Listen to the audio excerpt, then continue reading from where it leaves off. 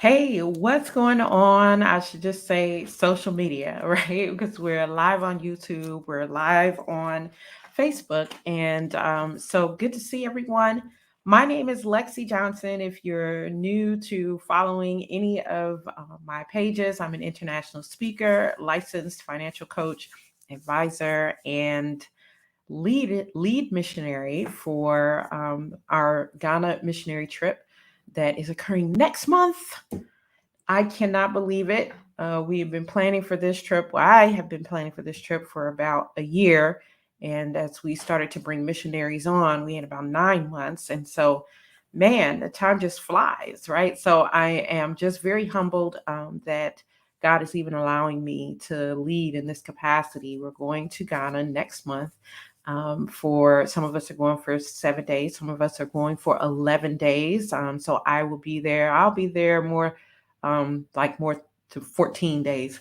But we're excited, right? And I wanted to share with you all today, um, like what actually, why do missionary work overseas, right? Why do missions overseas? Sometimes I hear people, oh, and by the way, if you're watching, let me know who you are, where you're watching from, right? I always like to acknowledge those that are watching. Some of you I'll be able to see, if you comment, some of you I'll be able to see in the comments, and some I won't, depending upon what page you're on, right? But in either case, I'm going to come back to every page, including YouTube. If you've commented, I'm going to acknowledge you. Okay, so do that. And then the next thing I'm going to ask you to do is to like, share, please, and subscribe. All right.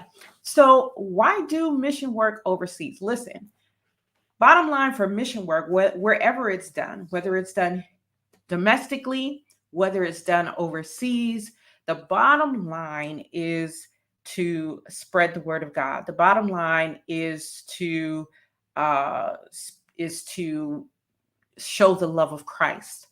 That is what mission work is about, right? So somebody comment, please get in contact with me about my services. That's troll. That's a troll, right? Craziness. Anyway, so why? So that's the bottom line, okay? But beyond that, mission work typically is done, again, whether it's domestic or whether it's overseas, mission work is typically done in places where there is a disadvantage of some kind, right? And why do we choose areas where there's disadvantage? Because honestly, if you ask me, mission work should probably be done where there's advantage as well too, because sometimes in the areas of it where people have advantages, they forget about God. But it's all good. We're not going to go there. Um, but particularly in areas where people are disadvantaged, these things could actually get in the way of their relationship with God. Now, I don't know about you, but I know that there have been many times in my life, a few times in my life, where I have been in some situations that have either caused me worry, have caused me, all kinds of things. And when I was not mature in my faith, those very things would stand between my relationship with God, right? I was so consumed with whatever negative was going on, whatever I was not able to do, whatever I could not accomplish, whether it has something to do with money or career or whatever the case may be. I was so consumed by that, right? Instead of leaning into God and, listening for his guidance and obtaining his peace, even in the midst of all the chaos that could have been going on, right? So, what missionaries do is we help to address the disadvantage, right? And we got to address the disadvantage because if someone is so totally consumed on that, they're not going to hear the word. They're not going to, look for opportunities to see God. And this is not everybody, right? There are certainly people who are in these situations who know very much how to lean into God, right? So we're not talking about those people, but we're talking about people who are consumed and they don't know how to lean into God at that time, right? So one of the things when we're witnessing, and this is not just for missionaries, this is for followers of Jesus anywhere, right? one of the things that is important is making sure that we address the need, right? So that they can listen. They tell us as parents, when you send your children to school or whatever, make sure that they've had breakfast. Make sure that as much as possible that there it hasn't been any turmoil in the house before sending them to school. Why? Because they're distracted if they're hungry. They're distracted if they are emotionally unstable. They're distracted if mentally they're not well. They're distracted. So it's the same when we are witnessing and ministering to people, right? Because of various situations that they have going on, they can be distracted, right? And so a lot of times we may have to address the need first, okay? And then bade them to follow Christ, right? Then show them Christ. But if in fact, addressing the need is a way of showing them Christ, right? So when we witness, we don't always have to be like, and Revelation 8:3 says, and Psalm 22 da da da says, right? Because again, somebody may not care nothing about that if they're hungry or if they've got some other major need that's going on. They may not be able to focus on that right now. So next month when we go to Ghana, one of our major projects is we're doing a few projects, but one of the major projects that we're doing is what we call the My Period campaign. And if you've been on my pages, particularly my personal page, I've been posting about that and why it's such an issue in the country of Ghana. So I talked about how young women and young ladies, because sanitary napkins are extremely expensive, right? They have to either one, stay isolated in their homes when they're on their period because they don't have a way of, keeping themselves, clean and blood free, from the blood, getting on the clothes. I'm sorry, but hey, if you got sensitive ears, I'm sorry. Um, so they don't have a way of doing it. So they have to stay at home, right? If they don't stay at home, and they have some money, so one of the things that they're doing, and I put a news clip up about this on my personal page. You can go and see it. I think I have it pinned to the top. They are getting like baby diapers because baby diapers cost less than sanitary napkins there, and they last longer.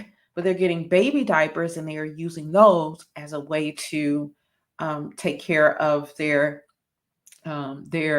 period, their menstruation when they're bleeding, right?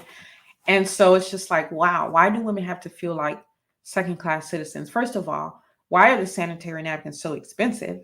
Okay. And not only are they expensive, but then they have a luxury tax as if it's a luxury. And then they have a value added tax. So it's taxed twice in addition to just being expensive. Okay.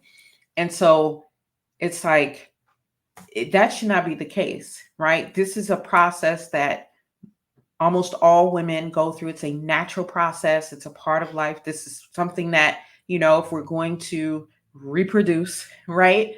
This is just a part of life for women. And so, why women would have to feel isolated about something very natural that is going on, a natural process in their body, is beyond me, right?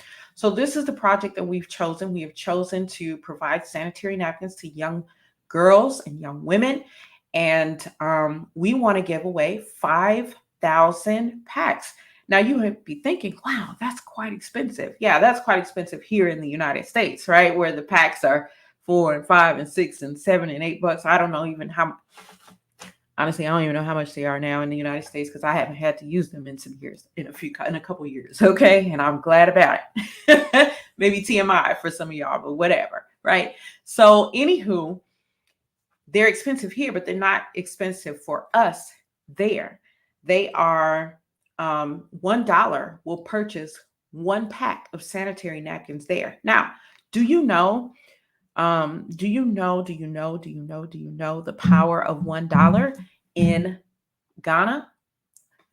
$1, $1 is equal to $7.92 as of today, because the currency rates change daily, but as of today, our $1 is equal to $7.92 there in Ghana. Okay. So we could take our $1 over there and purchase a lot. Okay, it's 1 to 7. For our $1, it takes them seven of their dollars, seven, actually almost eight of their dollars, $7.92 to purchase what our $1 would purchase. Okay. And so this is why we're doing this, right? Because we have the ability to do it. We're living in the United States, and sure, the US has its problems. Don't even get me started, right? The US has its problems for sure. But our dollars will definitely go a long way, and we can definitely do a lot of good um, there, right? And surely the country has, the people have other needs, but this is the project that we're doing when we go over next month. And so it is my prayer that if God so leads you, that you will covenant with us and you will donate. The link is in the description. It's also been showing here on the screen that you'll donate, okay, and that you will support a few packs of sanitary napkins, okay? And even if you don't have a whole lot of money, right? $1 goes a long way. Okay. So even if you don't have a lot of money, you can donate even $1 and it will go a long way. Really interesting because it's like, you know what? I looked at my friends list today. I hit 5,000 friends. It's on and off, right? Because people drop me and then people add me and people drop me. No, whatever. It's how it is, right? But I looked today, I had 5,000 friends. And I was just like, wow, it would be really nice. This could be great. It would be done, just done that quickly if each friend donated $1, right? But of course, this is social media. Not everybody, particularly Facebook, not everybody's going to see this video. Not everybody on my friends list is going to see this video. Not all 5,000 friends is going to see it, which is why I'm asking you to share as well. And that's unfortunate because it's like $1. I'm sure the majority of these people could give $1, right? But in either case, I hope that you'll covenant with us, support us monetarily, provide the donation. You can do it securely at that link that's showing on the screen or in the description. Whatever God leads you to give, we are certainly grateful.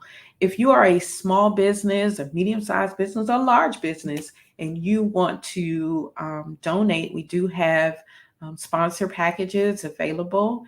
And what I love is that the packages, whatever you donate, none of those monies is going towards those sponsor packages. Every dollar you donate is going towards the project that we're doing in Ghana.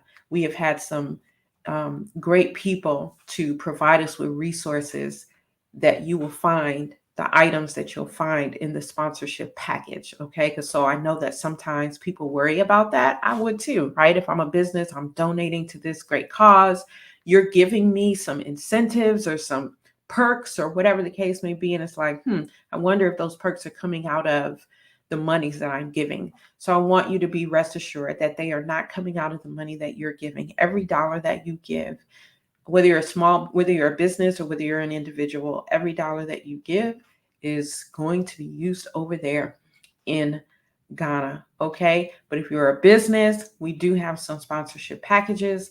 And it doesn't matter the dollar amount that you give. You can get anywhere from $1, even if you're a business, anywhere from $1. Heck, if somebody wanted to sponsor the whole 5,000, there are sponsorship packages letting you know,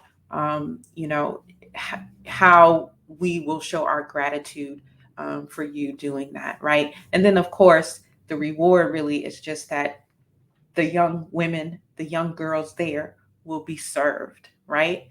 That's the reward. So I'm super excited about going next month to do this work. I'm super excited that we have 16 missionaries that are going. Um, I'm very humbled about it. And I just am, God has just been blowing my mind, as we've been preparing. I didn't think 16 people would be going on this trip, but there are. I've got people who are already in the pipeline for next year's trip, and nothing has even been announced yet. And I'm just so grateful to God for all that He's doing. And I know that when we are actually overseas doing the work, He's going to blow our minds even more. Um, And I'm just grateful. That's all that I can say. So, anyway, please donate. If you have questions, don't hesitate to ask. You can drop them there in the chat or you can inbox me. But and share the broadcast so that others can have an opportunity to covenant. And you're not covenanting really with us per se. I know I'm saying covenant with us, but we're really, all of us, we're really covenanting with God. If we are kingdom citizens, we are covenanting with God to do what He's commissioned us to do, right? That's what we're doing. Uh, Expanding the kingdom, replicating the kingdom, encouraging, other people to become part of the kingdom. That's what we're doing. And so I hope you'll partner with us in doing that. Certainly, we can use your prayers. If you don't have $1 to donate, no problem. Pray. You can covenant with us in that way because we need all the prayers that we can get. Just make sure you're praying to Jesus Christ, okay? Pray, pray, pray. We need the covering. But if you can covenant with us monetarily, we certainly appreciate that as well. All right, I've been on here long enough. Thank you so much for watching, and I thank you in advance for your donations and the young girls and the young women and all those who are involved on the Organization of International Missionaries in Ghana and everyone who has a part in this trip. We thank you so much from the bottom of our hearts. All right. I will see you all next time. Peace. Thank you.